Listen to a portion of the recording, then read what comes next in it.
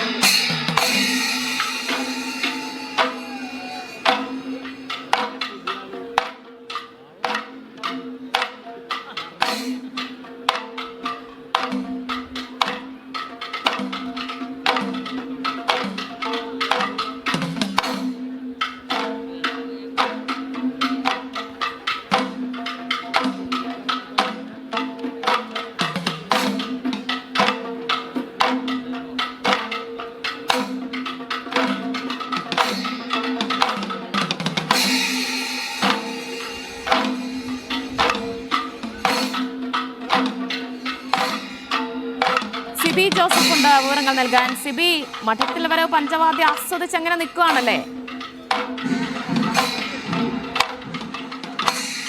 തീർച്ചയായും ദിവ്യ, ഈ പഞ്ചവാദ്യമേളം ആസ്വദിച്ച് ഇങ്ങനെ നിൽക്കുവാണ്. വലിയ ആഘോഷ ലഹരിയാണ് പൂര നഗരം എന്ന് നമുക്ക് പറയാം. ഏറ്റവും പ്രധാനപ്പെട്ട ഒരു ചടങ്ങ് കൂടിയാണ് ഈ മഠത്തിൽ വരവ് എന്ന് പറയുന്നത്. ഇവിടെ തിരുവമ്പാടി ഭഗവതിയുടെ തിടമ്പ്, ഈ തിടമ്പ് ബ്രഹ്മസം മഠത്തിൽ നിന്നും എഴുന്നള്ളിച്ച് വടക്കുംനാഥ ക്ഷേത്രത്തിലേക്ക് കൊണ്ടുപോകുന്നതാണ് ഇതിൻ്റെ പ്രധാനപ്പെട്ട ചടങ്ങ്.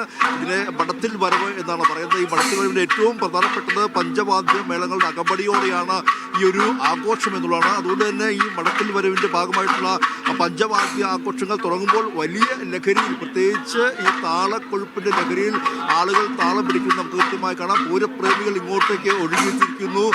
ഈ തെക്കേ മഠത്തിൽ നിന്നാണ് മഠത്തിൽ വരവ് ആരംഭിക്കുന്നത്.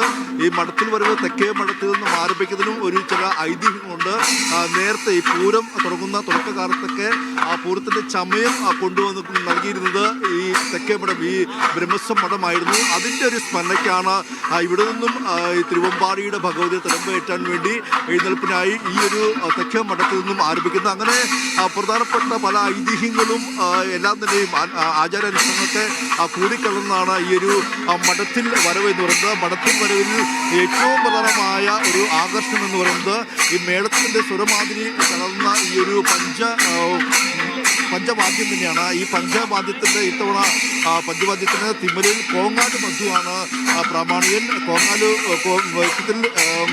കോങ്ങാട് മധുയുടെ നേതൃത്വത്തിലാണ് ഈ ഒരു പഞ്ചവാദ്യ മേളം ഇപ്പോൾ പുരോഗമിക്കുന്നത്.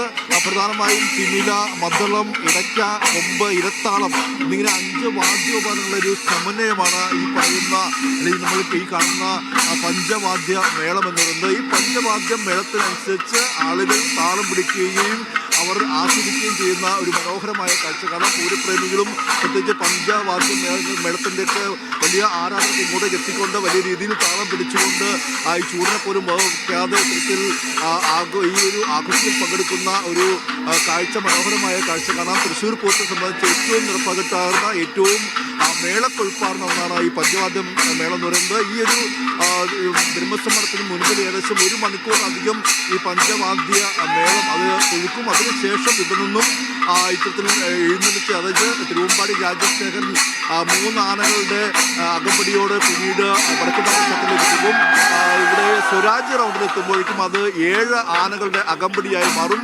പിന്നീട് ആണ് ഇത്തരത്തിൽ വടക്കുംനാഥ ക്ഷേത്രത്തിലേക്ക് എഴുന്നള്ളിക്കുന്നത്. അങ്ങനെ വലിയ രീതിയിലുള്ള ആചാരങ്ങൾക്കൊക്കെ കൂടിക്കലർന്ന ഒന്നാണ് ഈ ഒരു മഠത്തിൽ വരവെന്ന് പറയുന്നത്. ഇതിൽ ഏറ്റവും പ്രധാനപ്പെട്ടത് ഈ പഞ്ചവാദ്യ മേളം തന്നെയാണ്. ഈ പഞ്ചവാദ്യ മേളത്തിൻ്റെ കുറിപ്പിൽ ആളുകൾ താളം പിടിക്കുന്നതൊക്കെ നമുക്ക് കാണാം. മനോഹരമായ കാഴ്ച. നമ്മൾ ഈ താളം കേട്ട് നമ്മൾ ഇരുന്ന് പോകും, നമ്മൾ അറിയാതെ തന്നെ നമ്മൾ താളം പിടിച്ചു പോകും. അതാണ് അതിൻ്റെ ഒരു ഈ മേളക്കൊഴുപ്പിൻ്റെ ഒരു രസം വരുന്നത്. അതിങ്ങനെ 1, 2, 3 ഇങ്ങനെ കുട്ടി കയറുന്ന ഒരു സാഹചര്യം ഓരോ സമയത്തുണ്ടാകും. ആ കുട്ടി കയറും തോറും ആവേശം മൂക്കും.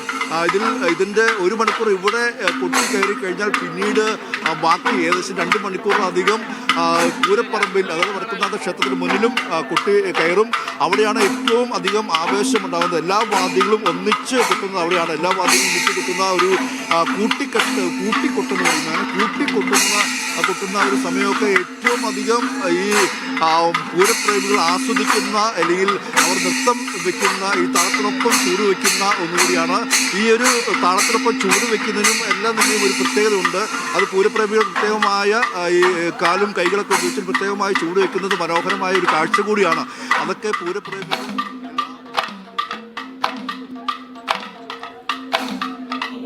സിബി പറഞ്ഞതുപോലെ നമുക്ക് ആ മേളം അങ്ങനെ ആസ്വദിച്ച് നിൽക്കുമ്പോൾ അറിയാതെ കൈ ഉയർന്നു പോകും. ആ മേളത്തിനനുസരിച്ച് താളം പൊട്ടിപ്പോകും. അതാണ്, അത്രയധികം ആസ്വാദ്യകരമാണ് പഞ്ചവാദ്യം.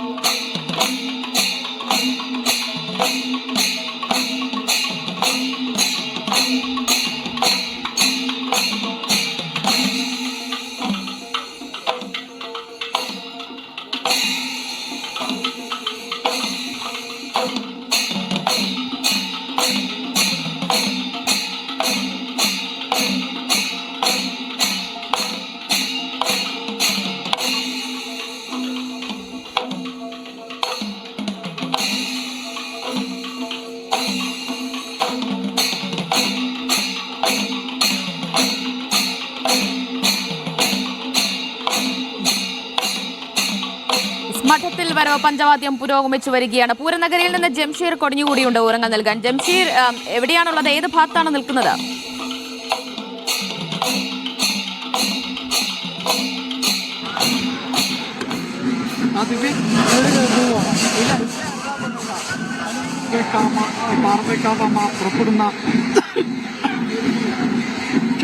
പുറപ്പെടുന്ന സമയമായിരിക്കും.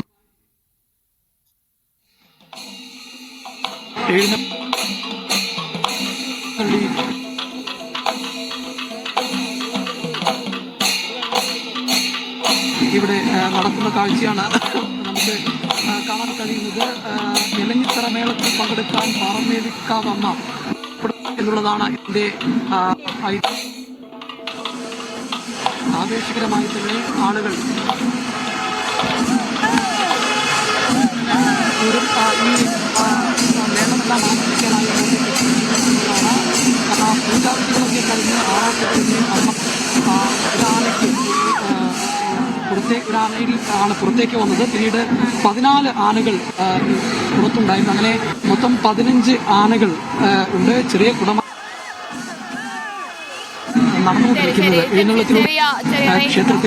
അത്രയധികം ആളുകൾ കൂടി നിൽക്കുകയാണ് അവിടെ എന്നറിയാം. എന്തായാലും ഇപ്പോൾ പാറമേക്കാവ് ഭഗവതിയുടെ എഴുന്നള്ളത്താണ് നടന്നുകൊണ്ടിരിക്കുന്നത്. ഇലഞ്ഞിത്തറ മേളത്തിൽ പങ്കെടുക്കാനായി പാറമേക്കാവ് ഭഗവതി എത്തിക്കൊണ്ടിരിക്കുകയാണ്. 15 ആനകളോടൊപ്പമാണ് എഴുന്നള്ളത്ത്. ഇപ്പോൾ ഭഗവതിയുടെ തിടമ്പുമായി ആന പുറത്തേക്ക് ഇറങ്ങിയിട്ടുണ്ട്. ഇലഞ്ഞിത്തറ മേളത്തിൽ പങ്കെടുക്കാനായി ഭഗവതി എത്തുകയാണ്. എന്തായാലും എഴുന്നള്ളത്ത് പൂർത്തിയാകുന്നതിന് പിന്നാലെ ഇലഞ്ഞിത്തറ മേളം കൂടി ആരംഭിക്കുക. അപ്പോഴേക്കും ഒരു ഉച്ച സമയം കഴിയും. ഉച്ചയ്ക്ക് 2 മണിയോട് കൂടിയാണ് ഇലഞ്ഞിത്തറ മേളം ആരംഭിക്കുക. അതിനു മുൻപായി ഇപ്പോൾ പൂര നഗരിയിൽ മഠത്തിൽ വരവ് പഞ്ചവാദ്യമാണ് പുരോഗമിച്ചുകൊണ്ടിരിക്കുന്നത്.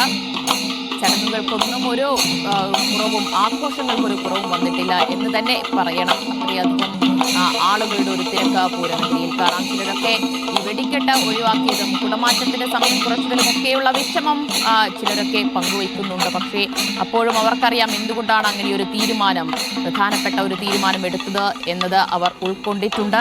കാരണം മുണ്ടത്തിക്കോട് വെടിക്കെട്ട് ദുരന്തത്തിൽ അനേകം പേരുടെ ജീവൻ നഷ്ടമായിരുന്നു. ആ വേദനയിൽ അവർ ഒപ്പം പങ്കുചേരുകയാണ്. അതിനൊപ്പം തന്നെ പൂരം ആഘോഷിക്കുകയും ചെയ്യുകയാണ്. ഇപ്പോൾ വിവിധ രീതിയിലുള്ള ചടങ്ങുകൾ, എഴുന്നള്ളത്ത് ഓരോ ഭാഗത്തായി ഇപ്പോൾ നടന്നുകൊണ്ടിരിക്കുകയാണ്.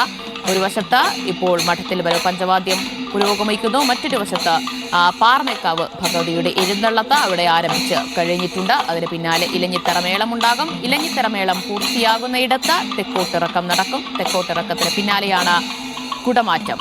വിശ്വപ്രസിദ്ധമായ കുടമാറ്റവും നടക്കാൻ പോകുന്നു.